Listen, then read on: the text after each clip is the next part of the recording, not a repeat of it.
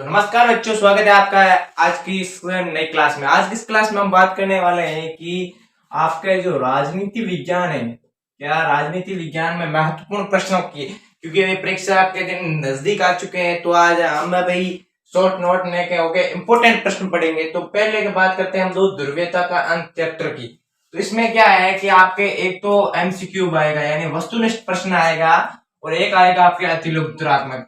तो ये वस्तुनिष्ठ और अतिलोक उत्तरात्मक आपको अपने इस बुक में से निकाल लेने हैं, जैसे कि कोई डेट है, कोई जैसे कि क्यूबा मिसाइल संकट जैसे कोई प्रश्न है वो निकाल लेने हैं। मैं आपको इंपोर्टेंट प्रश्न ही बताऊंगा, जैसे कि एक निबंधात्मक प्रश्न आएगा।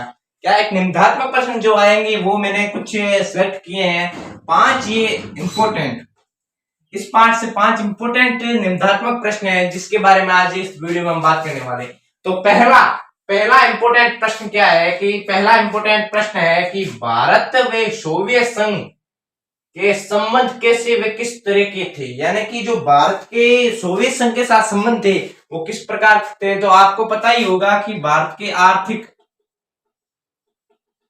राजनीतिक और फिल्मों की दृष्टि से, यानी कि फिल्मों की दृष्टि से भी भारत के अच्छे संबंध थे सोवियत संघ के साथ, क्योंकि भारत की जो फिल्में थी, बॉलीवुड की फिल्में हैं, आप सोवियत संघ यानी कि यूएसएसआर में देख सकते हो। दूसरे प्रश्न की बात करूं मैं, अगर बात करूं मैं दूसरे प्रश्न की, तो वो है कि पूर्व साम्यवादी देश के भारत के साथ संबंध कैसे थे, यानी जो पूर्व साम्यवादी देश थे वो भारत के साथ किस प्रकार के संबंध रखते थे। तो ये प्रश्न भी इंपोर्टेंट है, आप इन इंपोर्टेंट प्रश्नों का अध्ययन करें तो आप निबंधात्मक प्रश्न इस पार्ट में से कोई नहीं, इनसे बाहर कोई प्रश्न नहीं आएगा। अगर बात करूं मैं थर्ड क्वेश्चन की, तीसरा प्रश्न क्या है कि शॉक थेरेपी। शॉक थेरेपी का कई बार प्रश्न आ चुका है कि शॉक थेरेपी क्या है, शॉक थेरेपी का अर्थ बताइए, शॉक थेरेपी का महत्व। तो मैंने सभी प्रश्नों को मिला के एक प्रश्न बनाया है कि शॉक थेरेपी क्या है तथा अर्थ, महत्व व परिणाम, यानी कि शॉक थेरेपी का, इसमें मैंने आपको यह निबंधात्मक प्रश्न बना दिया है कि शॉक थेरेपी का अर्थ, महत्व और परिणाम, तीनों ही बातें आपको इस प्रश्न में लिखनी है। बात करो अगर मैं चौथे नंबर प्रश्न की, तो वो है कि सोवियत प्रणाली क्या थी, यानी कि अगर यूएसएसआर की बात करें हम, यूएसएसआर की, तो उसका विखंडन हुआ था 25 दिसंबर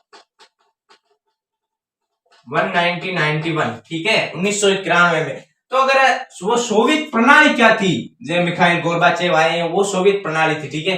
सोवियत प्रणाली क्या थी तथा सोवियत संघ का विखंडन क्यों हुआ, परिणाम लिखिए। यानी कि जो सोवियत संघ था, यूएसएसआर था, उसका विखंडन क्यों हुआ, उसका विखंडन हुआ था, अगर आपको मैं एक में प्रश्न 15 देशों में, कितने सो यूएसएसआर का विखंडन 15 देशों में हुआ था, तो उसका विखंडन क्यों हुआ वे परिणाम भी लिखिए।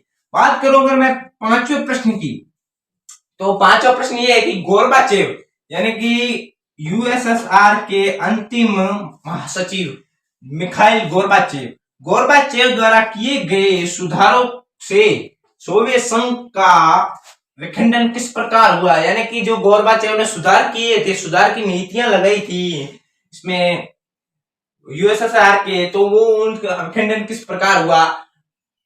तो ये तो था आपके दूसरा दो ध्रुवीयता का अंत।